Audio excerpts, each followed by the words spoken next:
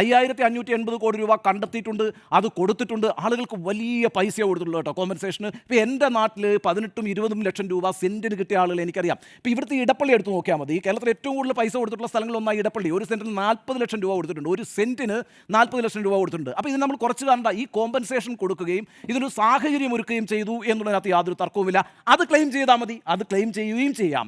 എന്നാൽ അതിൻ്റെ സമ്പൂർണ്ണമായ നേട്ടം തങ്ങൾക്കാണെന്ന് പറഞ്ഞുകൊണ്ട് ഈ പറയുന്ന ഫ്ലെക്സ് ബോർഡുകൾ വെച്ച് കഴിഞ്ഞ കുറേ നാളുകളായിട്ട് നടത്തിക്കൊണ്ടിരുന്ന പ്രചാരണമുണ്ടല്ലോ, ആ പ്രചാരണത്തിൽ കൂടിയാണ് ഈ വിള്ളൽ വീണത് എന്നാണ് ഞാൻ പറയുന്നത്. ഈ ദേശീയപാതയിൽ മാത്രമല്ല, ഇടതുപക്ഷത്തിൻ്റെ ഒരു പൊളിറ്റിക്കൽ പ്രോജക്റ്റ് ഉണ്ടായിരുന്നു, ആ പൊളിറ്റിക്കൽ പ്രോജക്റ്റിന് കൂടി ഒരു വിള്ളൽ വീണിട്ടുണ്ട്. ഏതായാലും രണ്ടു കൂട്ടർക്കും ഉത്തരവാദിത്തമുള്ള ഒരു കാര്യം തന്നെയാണിത്. അതാണ് ഞാൻ മനസ്സിലാക്കുന്നത്. ഒന്ന്, NHAIയുടെ കാര്യത്തിനകത്ത് വലിയ വീഴ്ചയാണ് NHAI നടത്തിയിട്ടുള്ളത്. പ്രത്യേകിച്ച് കേരളം പോലെ പ്രകൃതിലോലമായ അതിവർഷം സംഭവിക്കുന്ന ഒരു പരിസ്ഥിതിയുള്ള സംസ്ഥാനത്തിലൂടെ കടന്നു പോകുന്ന ദേശീയപാതയെക്കുറിച്ച് വേണ്ട രീതിയിൽ അന്വേഷിക്കുകയും പഠിക്കുകയും ചെയ്യേണ്ട ഉത്തരവാദിത്വം അവർക്ക് മാത്രമാണ്. ഇത് ജീവൻ രക്ഷയുടെ പ്രശ്നമായിരുന്നു.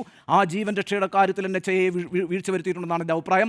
ഇതിൻ്റെ മേളിൽ വലിയൊരു ക്ലെയിം വെച്ചുകൊണ്ടൊരു പൊളിറ്റിക്കൽ പ്രോജക്റ്റായിട്ട് CPM ഇതിനെ മുന്നോട്ട് കൊണ്ടുപോകാൻ ശ്രമിച്ചപ്പോൾ ഇപ്പോൾ ഉണ്ടായിരിക്കുന്ന ഈ വിള്ളൽ ആ പൊളിറ്റിക്കൽ പ്രോജക്റ്റിനെ കൂടി തിരിച്ചടിയായി ബാധിച്ചിരിക്കുന്നു എന്നാണ്. ആ അർത്ഥത്തിൽ രണ്ട് രീതിയിൽ ഈ വിഷയത്തിൽ പാളിച്ചകൾ സംഭവിച്ചിരിക്കുന്നു. ഒന്ന്, കേന്ദ്ര സർക്കാരിന് വടി കിട്ടിയിരിക്കുന്നു. രണ്ട്, സംസ്ഥാനത്തെ ഇടതുപക്ഷത്തിന് വടി കിട്ടിയിരിക്കുന്നു എന്നാണ് എൻ്റെ വിലയിരുത്തൽ.